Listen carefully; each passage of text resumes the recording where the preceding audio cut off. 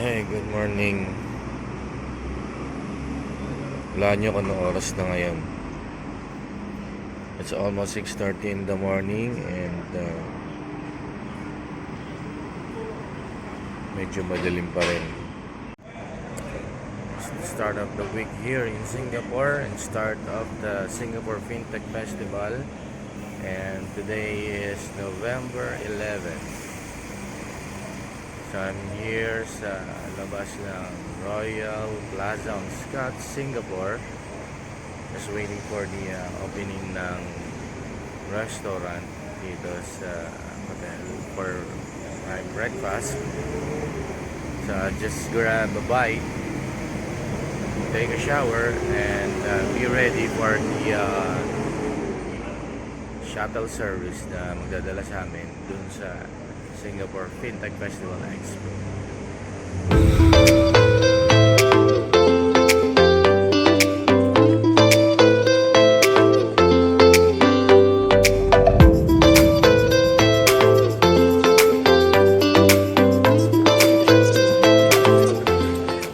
Here we are at the Singapore Expo for the 2019 Singapore FinTech Festival.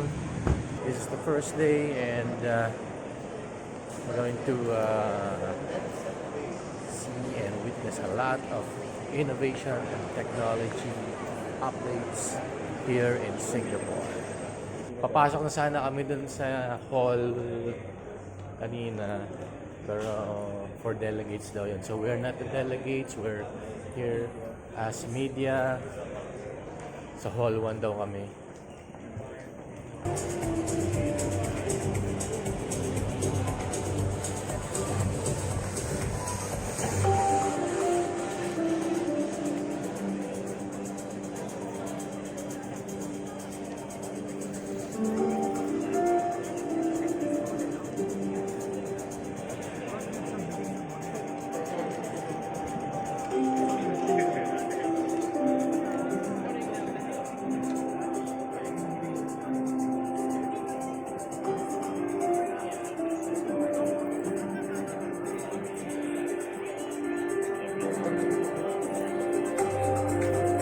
Ladies and gentlemen, welcome to the Singapore Expo. It's our pleasure to have you with us. I have some important information to share with you in case these events should happen. With over 500 luminary speakers and over 750 exhibitors, this is going to be a great week ahead for us. SFFxSWITCH 2019 consists not only of this exciting conference and exhibition for the next 3 days, but also Global FinTech Accelerator, FinTech Awards, Slingshot, Tech Innovation, Deal Fridays, Open Stages, Innovation Lab Crawls, industry events, and many more. Sustainability and the pillars of reduction, reuse, and recycling are front and center of the festival this year, as we celebrate the many efforts of companies and individuals who are embarking on sustainability in environmental, material, and lifestyle as we work towards the concept of green finance for a sustainable world. Ladies and gentlemen, welcome to the Singapore FinTech Festival and Switch 2019. Alright, so we're just walking, heading to the Microsoft exhibit. And I'm with the other delegates and media participants. Today is the first day and we are very excited to see all the tech innovations and also the deep technology that's going to be presented to us, and especially with MasterCard, because we are here for MasterCard, and we're going to find out more about the latest and the updates of new products and services incorporating all the basic technology and innovation and of course yung FinTech. And with the sustainability programs included in this sa team this year. This is the first time Singapore FinTech Festival and Singapore Week of Innovation and Technology collaborated. So this is a very, it's a big event. Already having 60,000 participants attending today. So nakita na namin yung mga familiar brands like Grab, Google Pay, Visa. May Google Pay kanina, Google Cloud. Ano parang bago? Google Cloud. Yeah, Google Cloud.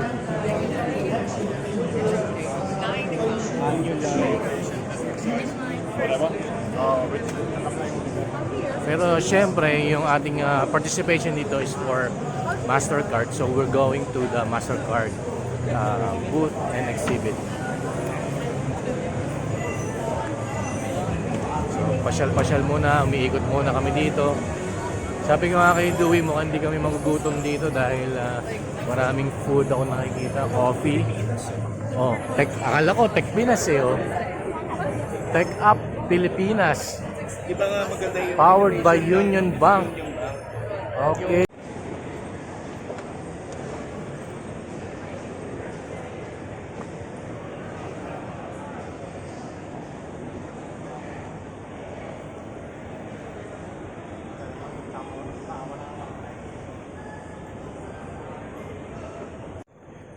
Guys, promise, sobrang laki na itong convention center na to. Wala eh. Hindi to compare sa ating SMX.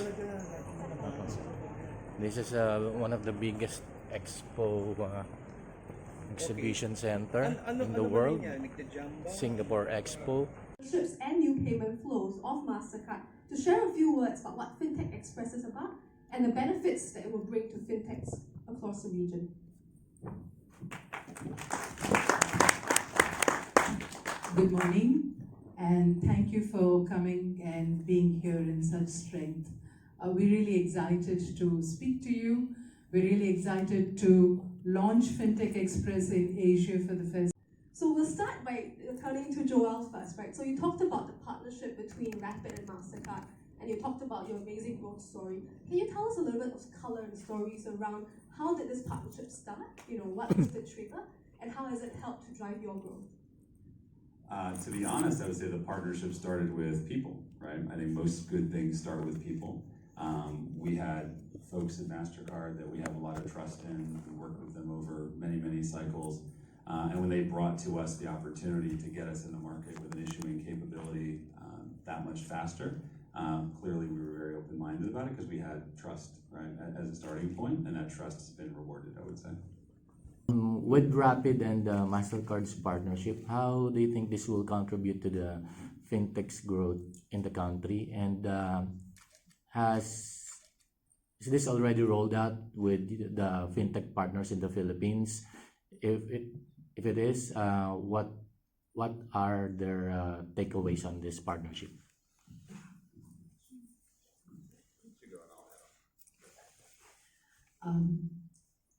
So we really like this partnership with Rapid and the rollout of FinTech Express. But I want to step back and say we have been working with fintechs even before FinTech Express was launched and before.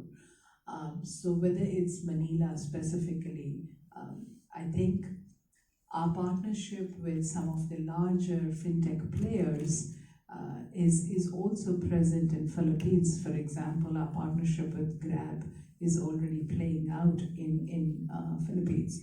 So from our perspective, we've always been a network that promotes other businesses to grow their businesses.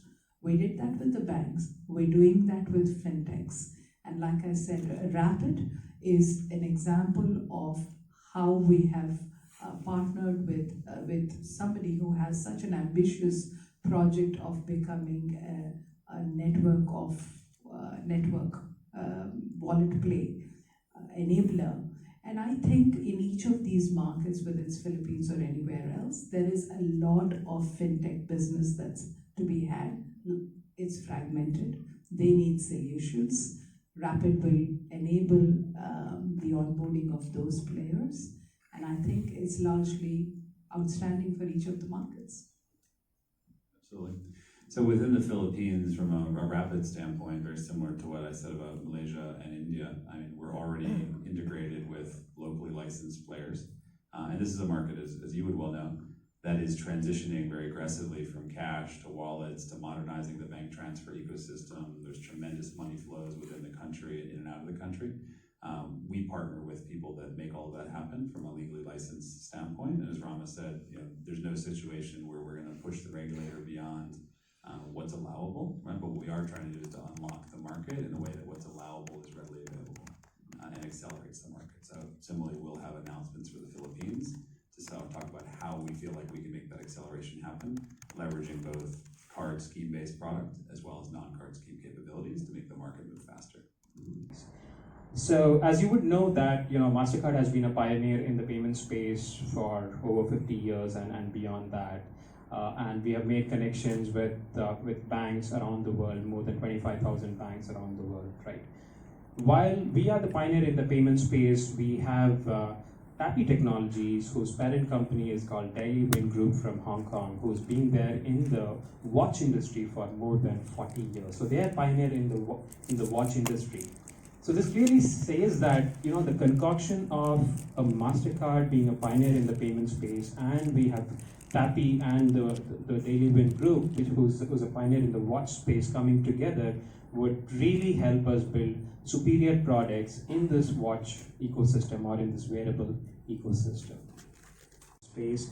What I would do now is to call upon our Ben, Wayne, and Subur, who's head of sales for Tappy, to come on the stage and share with us, a couple of their views on in this wearable space, and also I'm sure we're all concerned about security, right? So let's hear from them.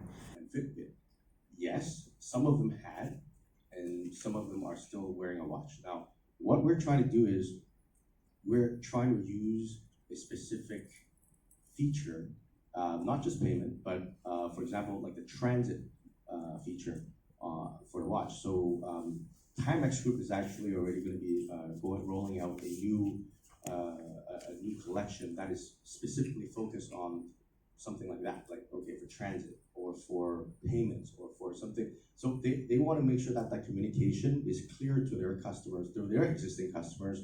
They're buying something as beautiful as it is from they're used to, but there's a feature into it. Now, they're not buying an activity tracker here. They're not buying a connected watches here. So make sure that communication is important. And then once that happens, their customers will realize if they're paying an additional 10 to 20 US dollar on top of what they're paying from the original one that they're used to, because by the way, they're not changing the whole collection design. They're using what they're selling best already. So there's already a sales trend on what sells through and what is doing very well. So in terms of design, that's going to do well. But when we add these features into it, they're going to be selling it for slightly a little bit more. And when the consumer needs to pay a little bit more for that specific feature, you're not buying it just for the looks of it. You're obviously going to add a credit card to it and then use it. So the conversion rate of that is going to be super high. Like we're looking at like a 95% conversion rate if you're buying a payment-enabled timepiece versus a payment-enabled activity tracker. Because payment and activity tracker is, you're buying it for an activity tracker. Most people probably don't even know that there's a payment feature in it because they never sold it like that. They sold it as an activity tracker. So the audience is clear on what they're buying. And the conversion about tokenization, right? So tokenization essentially means that your traditional card number is never stored across any of these devices. It's always a 16-digit token number that gets stored within these devices, and it is tied only to that specific device. So for example, if someone were to remove that token from your watch and they try to use it for e-commerce, that's not applicable. It will straight away be declined, right? So that's the additional enhancement or the additional security benefit of using tokenization across these digital devices, right? Along with that, we offer a lot of tools to banks to enable, to disable the tokens in the event that there is a breach, right? So this is something which is very well thought through, and we've been working through quite a lot of, security agencies across as we're going through a lot of certification as well that we have imposed before we roll out such products. To add to that, so what we have done is to all our tokenized wallet apps, which these watch groups are going to use, they will have a feature of disabling the token, which is embedded inside on the chip, right? So instead of, like as you said, calling is one feature, but at the same time you just can go into the app and press a button, and it will report at the back end for the cancellation of the token. My colleague here mentioned about the security. How about wear and tear? What's the lifespan of the tokenized chips when it's inserted in the wristband or any device? Is there a warranty? And is it safe, or is it waterproof, sweat-proof, rain-proof? Yeah, that's great questions. We know a plastic card will last for a long time until it really expires. You can't really do anything that can harm that piece of plastic. At least 5 years. Yeah. Okay. And even when all the letters is falling, smudged down, you still use it. Okay. Now, a typical watch strap, if most of you already know, depending on what type of quality you're wearing, a leather strap. Okay, if you're wearing in a hot weather, specifically like in Singapore, a leather strap's not going to last for like 5 years. Okay, a leather strap's going to last maybe for a year or two, really depending on how sweaty you are. And if it gets all wet, that's okay, because the chip itself is 200-meter waterproof. We've done some waterproof tests because remember, there's no battery in it.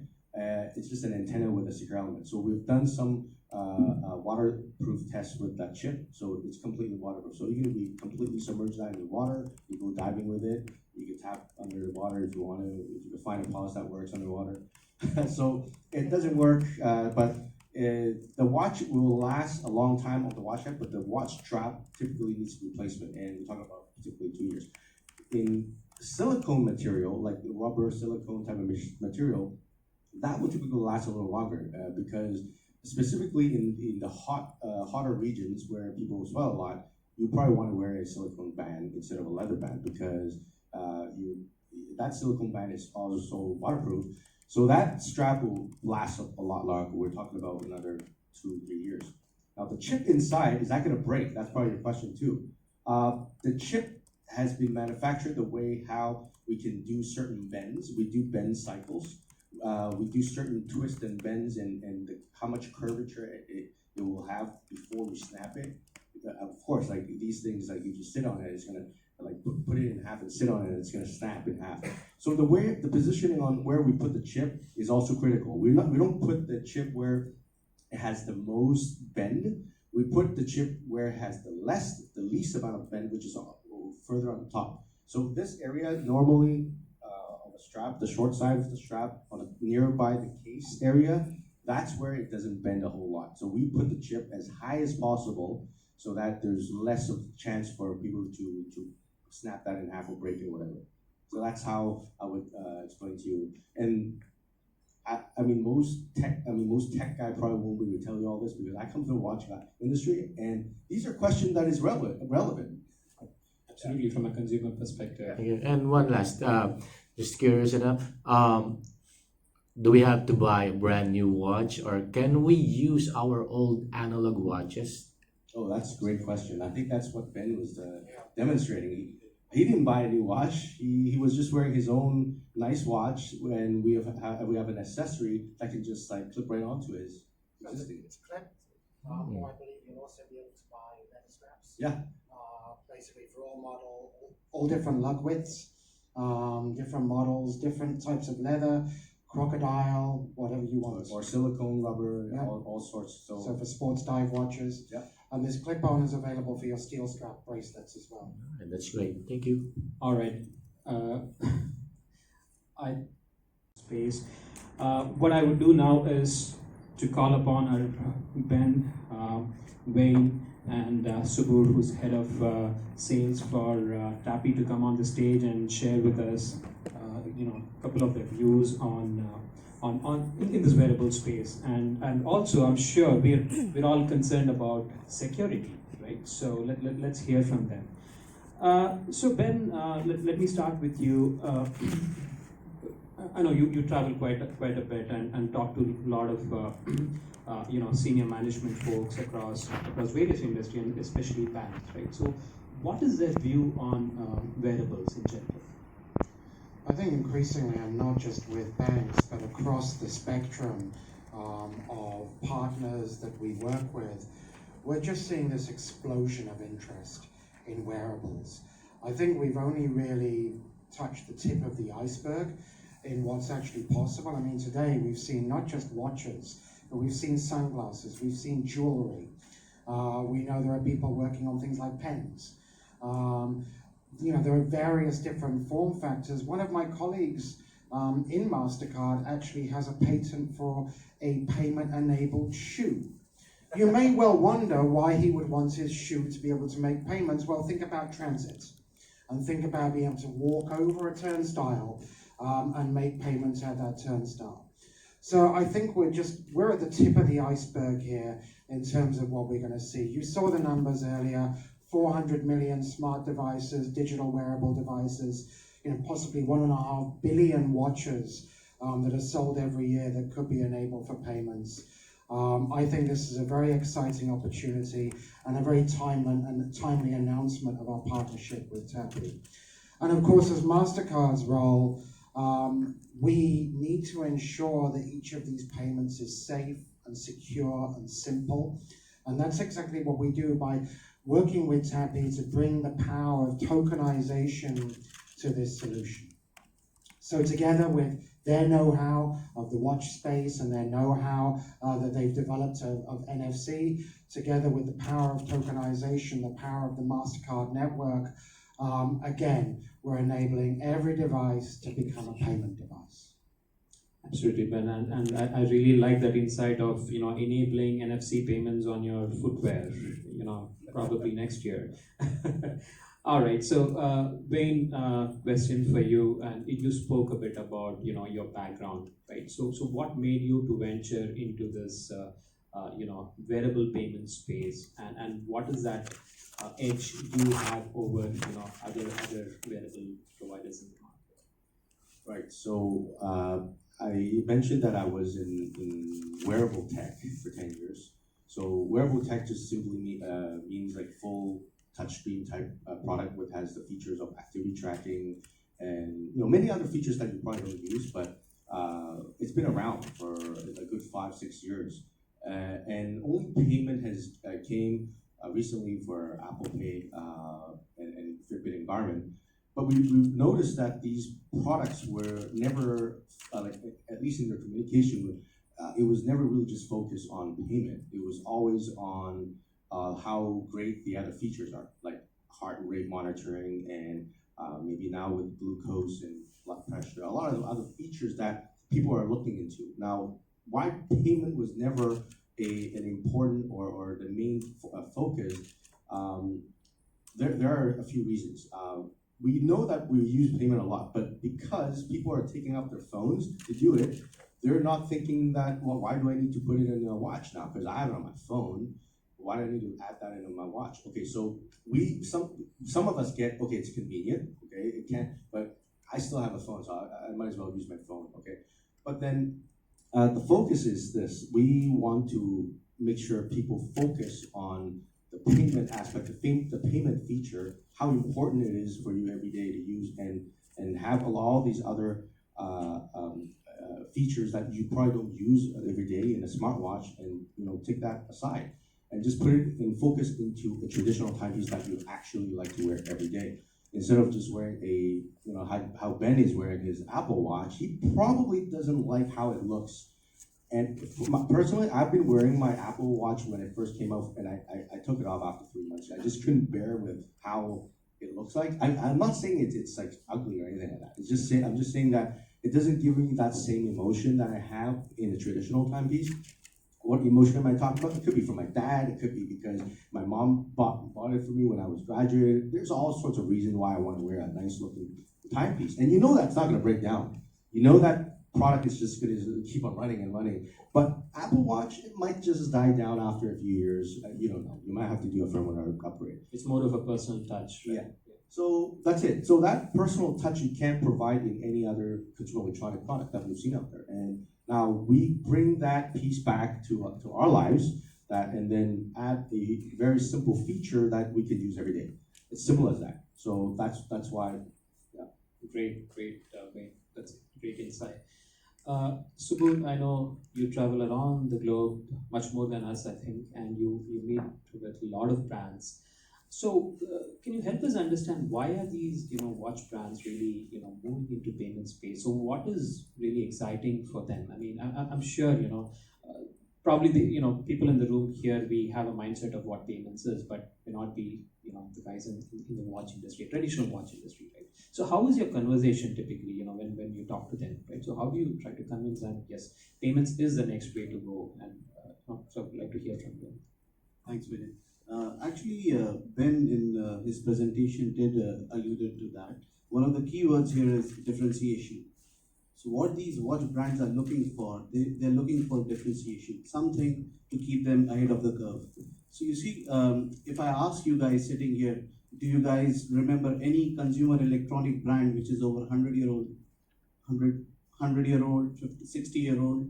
You'll struggle to name one. But if I tell you that there are brands which are 200-year-old in the watch industry, it's taken as a norm because the watch industry exists from 17th century, right? And why they exist for so long and why they are still relevant is because they keep on innovating. They keep on innovating, but at the same time, what they don't want to do, and that's part of the question about the conversation, what they do not want to do is they don't want to compromise with the design, with the aesthetics of the product. So if we can provide them innovation and maintain the aesthetics, the design features of the watch, this is exactly the tech they are looking for, which is seamless, but provides convenience and brings added value to the brand. That's why you see all these brands, which they are more and more, they're pretty much, as Wayne said, they're queuing up to adopt this technology. Great. We saw the experience of Ben tapping on the terminal. That was pretty seamless, right? However, prior to that, there is a step of card registration within the watch strap. And I think Wayne, you spoke about UPPU earlier. Could you talk a little bit about that? Is that your patented technology, and what is the convenience that UPPU brings to the consumers? Sure. Yeah. So understanding how complex and how difficult it is to produce a traditional credit card, not needing to bring your card into a sensor to load those numbers into it and then distribute them later on to the banks. That's a big process that the banks and MasterCard really understands. But previously, a lot of our the current digitized, the tokenized product like Apple Pay and all that, it requires a built-in Bluetooth and rechargeable battery in order to allow the consumer to digitize their card on a go. So it's not like that you would buy an Apple Watch and it's already preloaded with your credit card in there. We're talking about you have the Apple Watch first and you load your credit card later on. So how do you do this without a battery? I mentioned it earlier on the video, is because we need to streamline the design and make sure that it doesn't look bulky on a watch. So we've actually placed that chip on the watch strap, the short side of the watch strap. And in order to place it inside and without changing the overall aesthetic, meaning you can't make it look thicker, you can't make it all like rigid, and so we have to make a bendable, flexible chip which we can insert inside a strap, which is NFC and it's waterproof as well too. So once that happens, okay, we solve half of the puzzle. But then how do you load a card in there? Was now because I've designed this new patent technology, the UPPU, to load your credit card on the fly. And again, use it only once, and it will take about a minute to load your credit card, digitize it, and load it with the UPPU into a microchip inside that strap. So that whole user experience, you won't have to go through that again. So it's not like a hideous user experience on going forward. It's only at the beginning, just like how everybody has been doing it with Apple Pay. You only do it once at the beginning, and then you just keep on tapping. And remember, you don't need to have your phone connected with your watches anymore.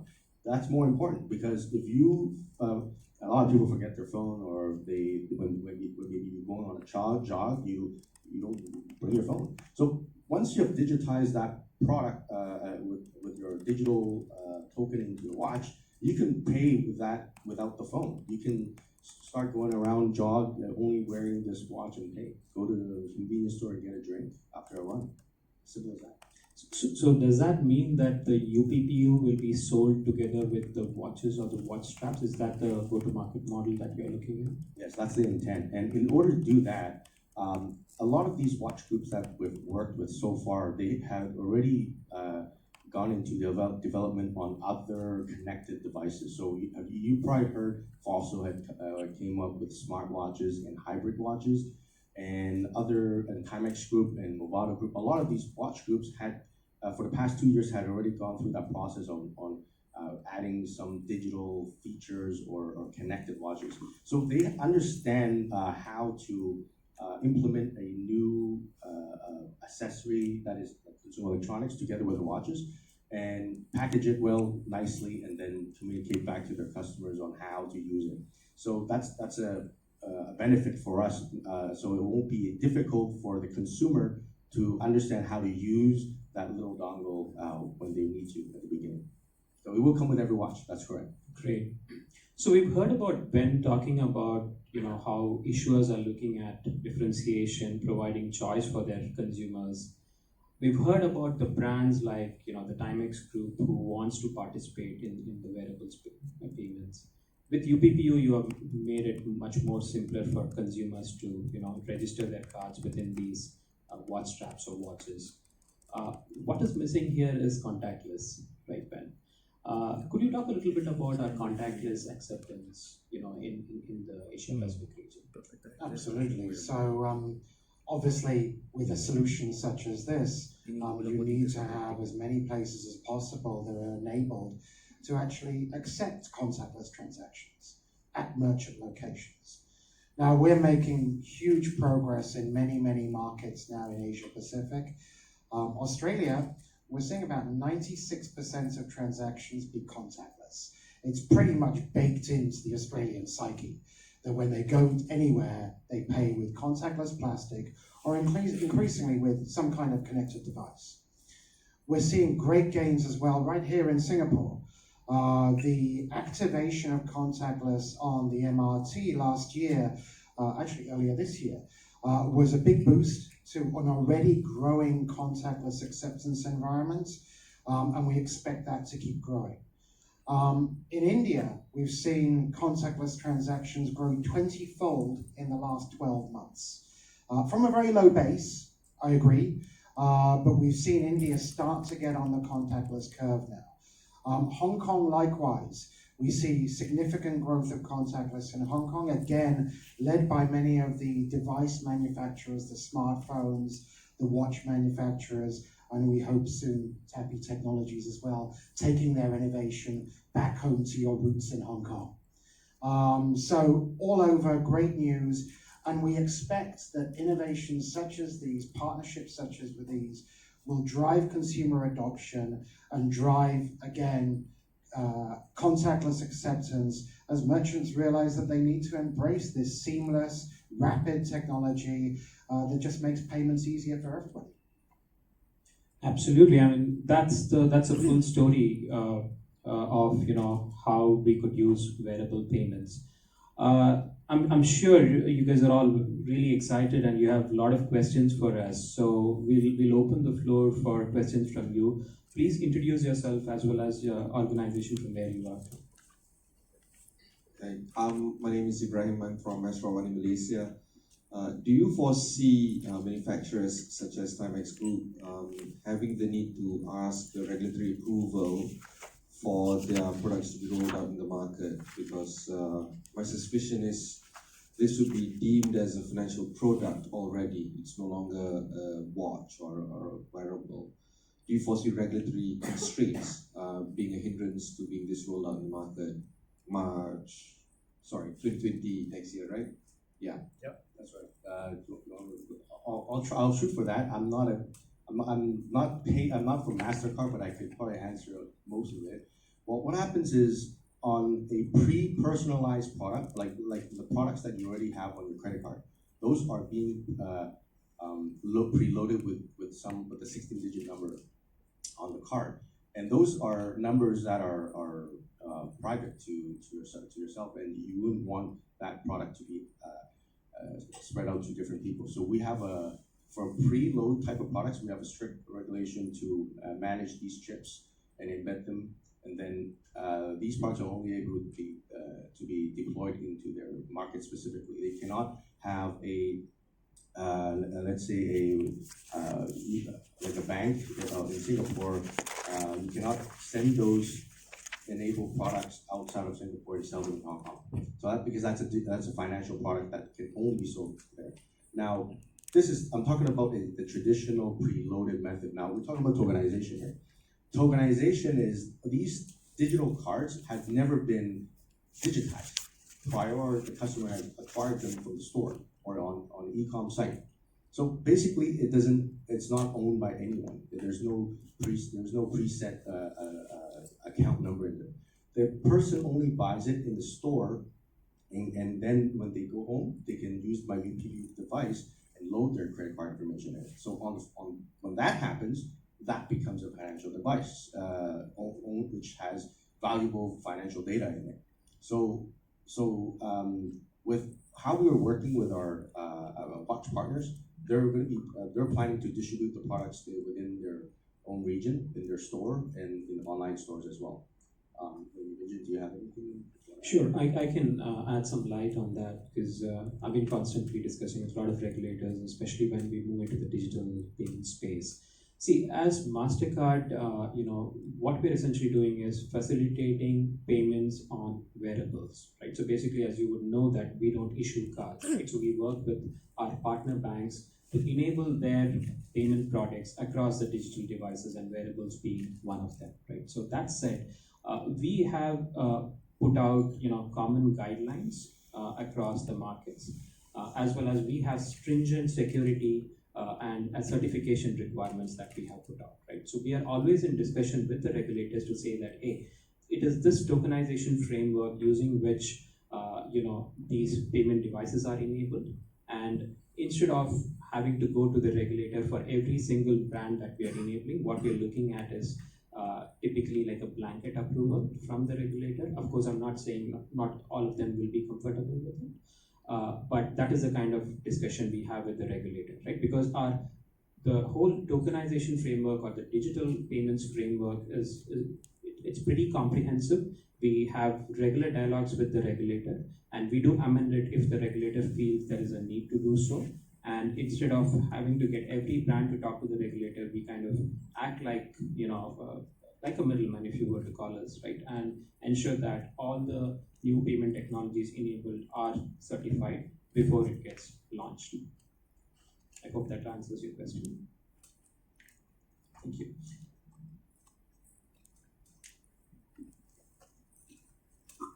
Hi, I'm Rachel from Business Insider Singapore and Malaysia, and I have two questions. My first one is, what is the target audience you think this product will appeal to, and do you think the addition of that UBBU dongle will somehow reduce the value of the classic watch? Okay, first question, target audiences. So let's use a brand, for example, FinTech. So they have their existing target audiences already. We're not targeting to anyone new from their target audience. These are their existing ones, which is actually quite large. Now, you probably think a lot of these target audiences moved away from traditional timepieces, and a lot of these young teenagers are going to the Apple Watches and Fitbit. Yes, some of them had, and some of them are still wearing a watch. Now, what we're trying to do is we're trying to use a specific feature, not just payment, but for example, like the transit feature for the watch. So Timex Group is actually already going to be rolling out a new collection that is specifically focused on something like that, like okay, for transit or for payments or for something. So they want to make sure that that communication is clear to their customers, to their existing customers. They're buying something as beautiful as it is from they're used to, but there's a feature into it. Now, they're not buying an activity tracker here. They're not buying a connected watches here. So make sure that communication is important, and then once that happens, their customers will realize if they're paying an additional 10 to 20 US dollar on top of what they're paying from the original one that they're used to, because by the way, they're not changing the whole collection design. They're using what they're selling best already. So there's already a sales trend on what sells through and what is doing very well. So in terms of design, that's going to do well. But when we add these features into it, they're going to be selling it for slightly a little bit more.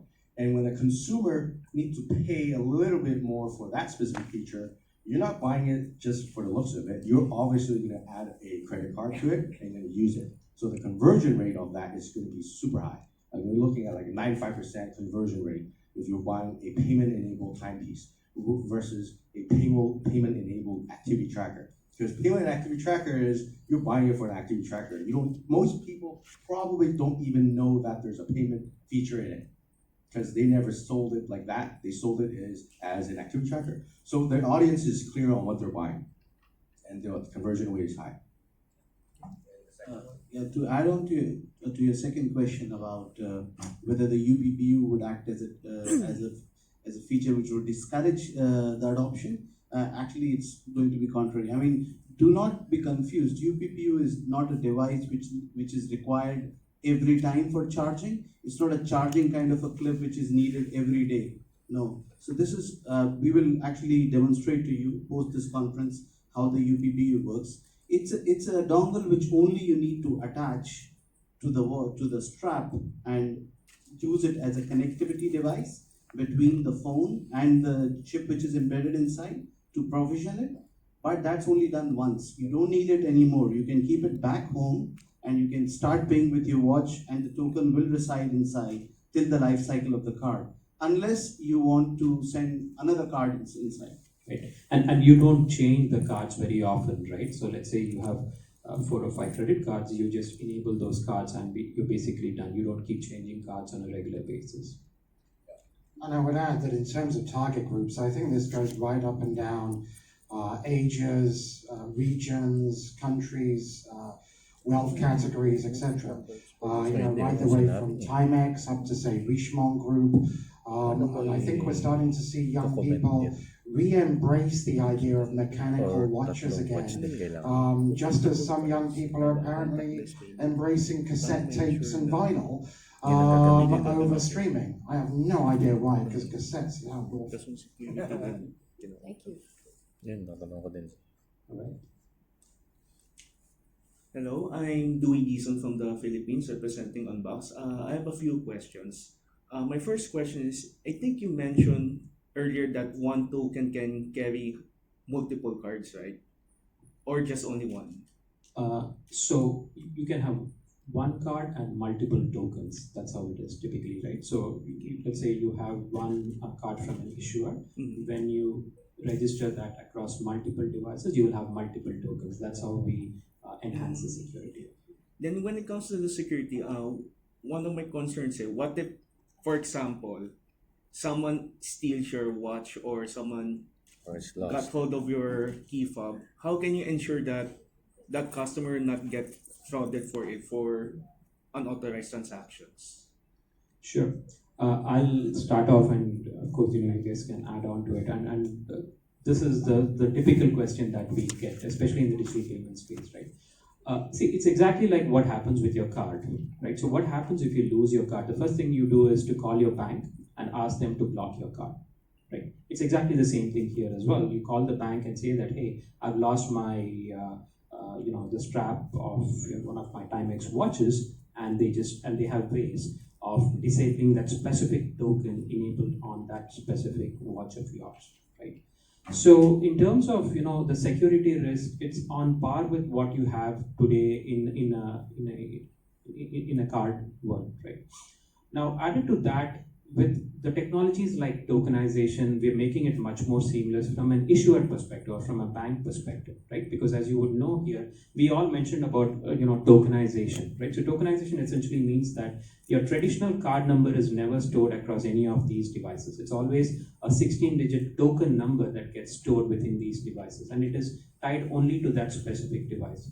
So for example, if someone were to remove that token from your watch and they try to use it for e-commerce, that's not applicable. It will straight away be declined, right? So that's the additional enhancement or the additional security benefit of using tokenization across these digital devices, right?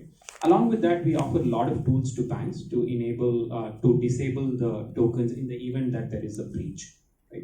So this is something which is very well thought through, and we've been working through quite a lot of security agencies across as we're going through a lot of certification as well that we have imposed before we roll out those products.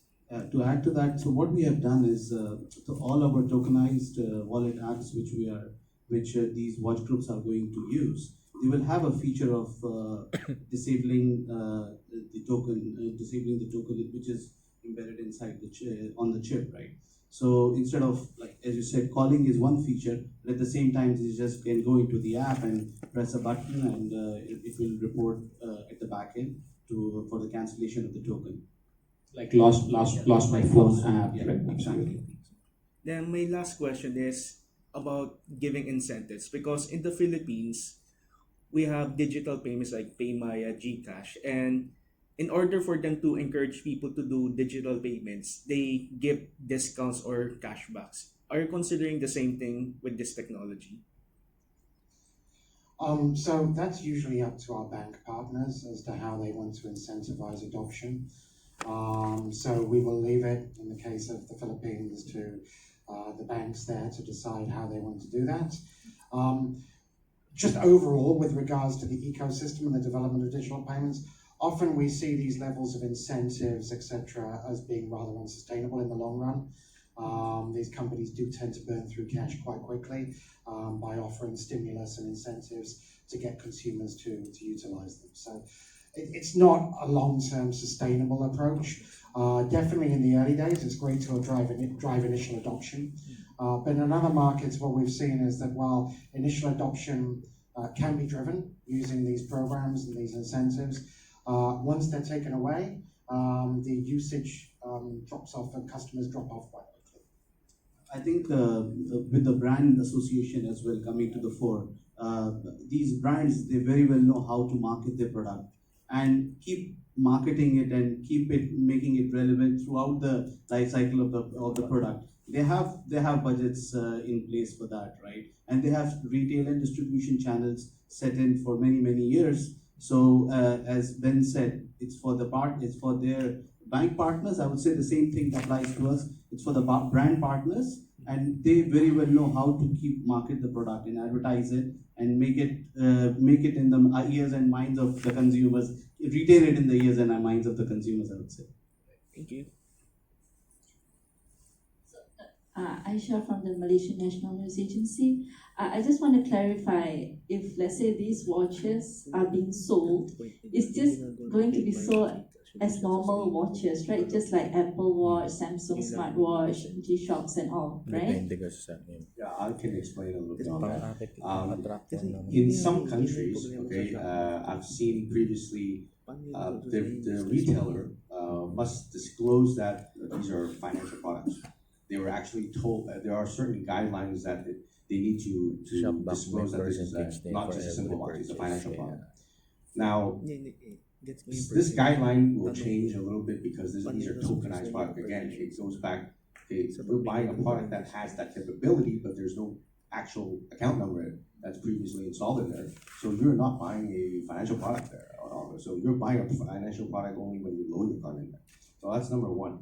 But that communication will definitely be clear to the customers what they're buying is different. Now, again, I mentioned previously, you're going to be paying an additional $15, $20 extra, and versus one that has no payment capability, it looks identical. Why? Okay, so people will obviously understand there's a difference. It's $20 difference and it's payment capable. Okay, so and then there for the past 10 years selling wearable tech, I learned that the traditional distribution on wearables are super difficult because watch people don't know how to sell consumer electronic products. They simply just know how to say that it looks nice here and it looks nice here and this is the price and here you go. But consumer electronic products is where I sold a lot of my consumer electronic products in Hong Kong, at least in those major chains, like let's say the Best Buys and a lot of the people know how to sell their specs and their features, but watch people won't. And no matter how many times you train them, they'll forget and they change people a lot. So the key is actually to sell this product as is. It's a beautiful watch, and that's it. And there's a payment feature, and then people obviously going to ask you how, why. I don't understand. Why is there a payment feature in this watch? Oh, it's simple. Then there's probably like a really short video, and maybe actually the best thing is you have a working product that they can just tap and show people. Oh, look, you just tap it. Then you draw that attention to the consumer. Whoa, this is supposed to be like a normal watch, but it does that. How? Now you're getting the consumer engaged with the salesperson. Then you're probably going to have a specific dedicated salesperson that knows what they're talking about and start explaining, oh, this is how you load your card in there, just like Apple Pay, blah, blah, blah. And then that's how I would say in this in-shop experience would feel like. Now on the online experience, you know how you buy stuff online now. You don't need to look. You read a bunch of things and a lot of blogs and a lot of reviews. Oh, here it is. Just click and buy, and that's it. Buy it at home and see how it works. If it works well, great. If it doesn't, let's return it. That's pretty much how the whole shopping experience is going to look like.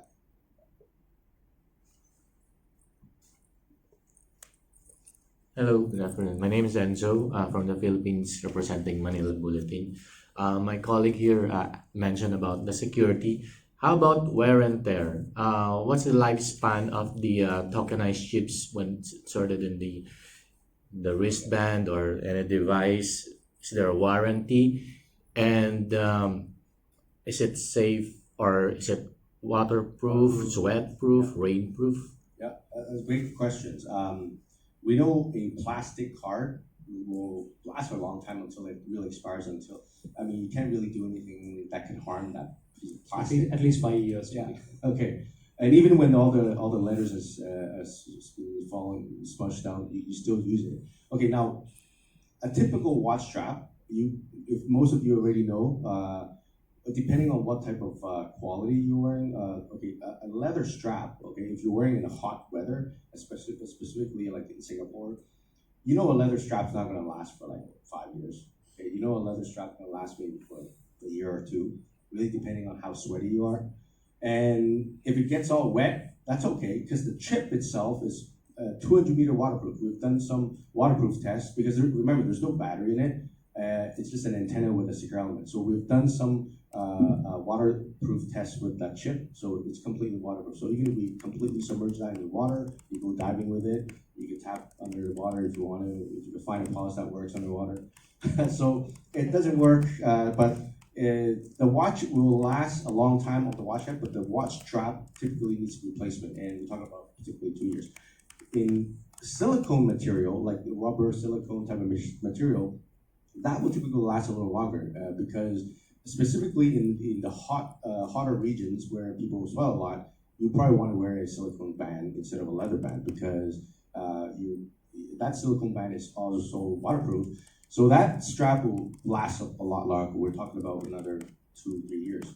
Now the chip inside, is that going to break? That's probably your question too. The chip has been manufactured the way how we can do certain bends. We do bend cycles. We do certain twists and bends and how much curvature it will have before we snap it. Of course, like these things, like if you sit on it, it's gonna like put it in half and sit on it, it's gonna snap in half. So the positioning on where we put the chip is also critical. We don't put the chip where it has the most bend. We put the chip where it has the least amount of bend, which is further on the top. So this area normally on the strap, the short side of the strap, nearby the case area, that's where it doesn't bend a whole lot. So we put the chip as high as possible so that there's less of a chance for people to snap that in half or break it or whatever. So that's how I would explain to you. And I mean, most tech guy probably won't be able to tell you all this because I come from the watch industry, and these are questions that is relevant. Absolutely, from a consumer perspective. Okay. And one last, just curious enough, do we have to buy a brand new watch, or can we use our old analog watches? Oh, that's a great question. I think that's what Ben was demonstrating. He didn't buy a new watch. He was just wearing his own nice watch, and we have an accessory that can just like clip right onto his existing. It's clipped. Or I believe you'll also be able to buy leather straps. Yeah. Basically for all model, all different lug widths, different models, different types of leather, crocodile, whatever you want. Or silicone rubber, Yeah. all sorts. So for sports dive watches. Yeah. And this clip-on is available for your steel strap bracelets as well. And that's great. Thank you. All right. So do we have time for last question? No, sorry about that. But I think you take it offline. Should we? Okay, so one last question. Yes, sir. So what I understand is that the buy is online and buy the product is not really good in the real world. Is it? So no, actually, we have had a few programs running in other markets, but those were what we call as pre-provision programs, wherein, as we spoke a bit earlier, wherein a product had to be sold in a specific territory. So we have had that going on in certain markets with the watch brands. In terms of tokenization, yes, we are. That's something new. That's something which is on. new, and we are going to launch in the first half of 2020, as mentioned in the press release. So my question was, when you're looking at the product now, what is the success rates of the transactions which are going through? And that's a question for MasterCard as well on that one. And the second thing is, when you're looking at executing it in the real world, what are the kind of challenges which you're seeing? Because it could be like as simple as, not putting the chip close enough to the thing. So what are these different challenges which you're seeing when you're seeing execution in the real world? And also success rates, please. Okay, so I will let Vijay comment on the transactions, but in terms of the challenges which you asked, it's a very pertinent question because the good thing is tap and pay is not something new now, and in a way I have to say thank you to Apple, I would say. For teaching our customers how to have this and MasterCard Mastercard. Yes, just to be clear, Mastercard first and Apple later, I would say. Good one. to have this action of tapping. Okay, on a serious note, the brands do communicate very well.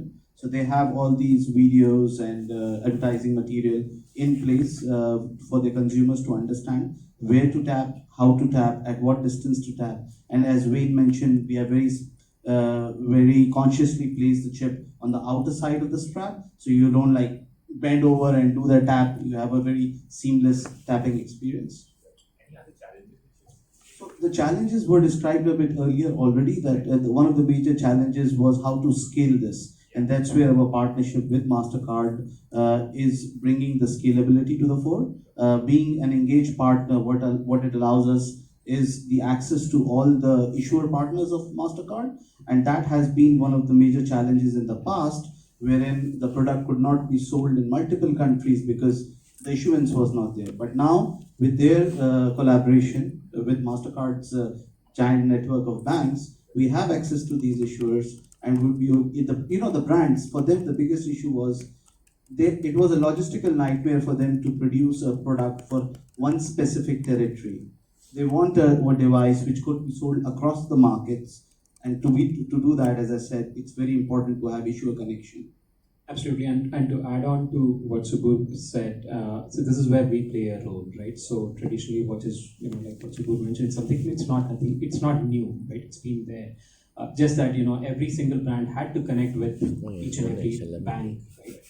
This is where we come in, and we have our tokenization platform called as MDES, Mastercard Digital Enablement Service, which is basically connected to almost every other issuer around the world today, right? So with that, what we're essentially doing is we're connecting the brands, the watch brands on one end, with all the issuers or the banks that's connected on the other end, right? So that the scalability is not an issue going forward. Inunahan lang nila yung idea. Oh. If I believe the UPPU platform is fairly new. Kasi yung insert sa Yes. hindi na mawawala yun. When you're looking at the hardware there and then personally your software tokenization, what are the kind of success rates which are coming with it? Because you're kind of integrating both these things, right? And tokenization has been worked with. You've had a tested series of hardware which you've worked tokenization with, but with this new set of hardware stuff like that, what are the success rates looking like? Well, I don't believe, even with UPPU, I don't believe it's still a PLE technology if you think of it, which is exactly the same as what an Apple Watch or a Fitbit or a Garmin does today, right? It's exactly the same technology. What has changed is the form factor, right? So there you have a PLE chip within your wearable, for example, which is connecting to your phone. Here, since it's a passive chip sitting within your strap, you need to bring in that connectivity, which is where that UPPU chip comes into the picture, right? So in short, we expect transaction success rates to be consistent across any device that's powered by tokenization, whether that be Apple Pay on your phone or Fitbit Pay on your wearable, or in fact the UPPU solution here. It will be consistent. All right, so that brings us to the end of this session. Hope,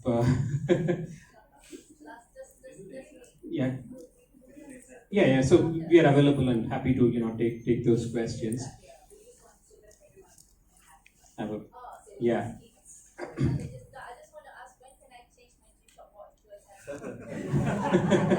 Very soon.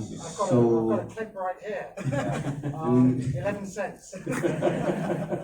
Looking at 2020 first half, because all these watch companies had already approached us, and G-Shock is an important one for teenagers as well. And it's natural progression that we have that capability on G-Shocks as well. All right. Hey, thanks everyone for those wonderful questions. I know you're all very excited to be in this space. We've laid out the watches and the jewelry right behind. Feel free to take the pictures.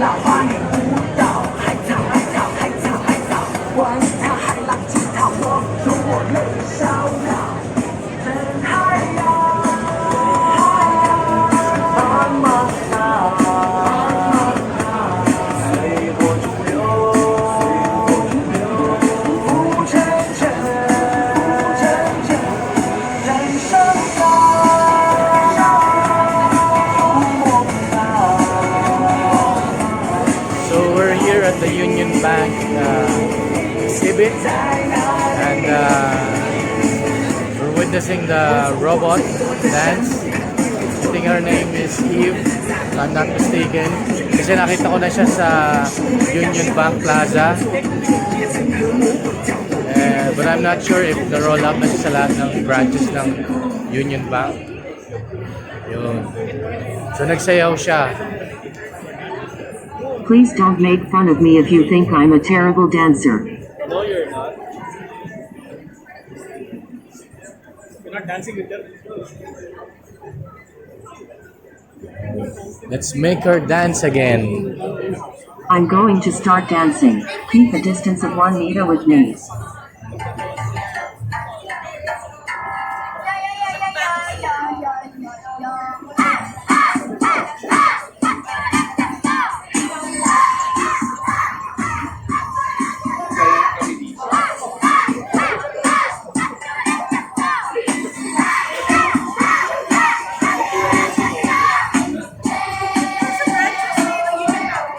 Na-roll up sa lahat ng branch. At art. Sa 6 branches pala siya. Anong name niya, Eve? Oh, no.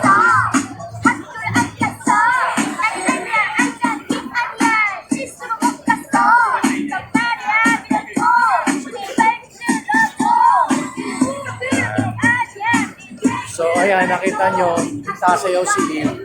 Ayan, according to one of the Union Bank representatives, Eve has been rolled out in 5 branches ng Union Bank, particularly sa the ARC by Union Bank. Great thing we saw them here sa SFFxSWITCH. Please don't make fun of me Proud if you think I'm a terrible Filipino dancer. FinTech. Diba? Ano masabi mo, do? Kalahin mo may robot na tutulungan ka lang na entertainment ka. Maraming nagagawa si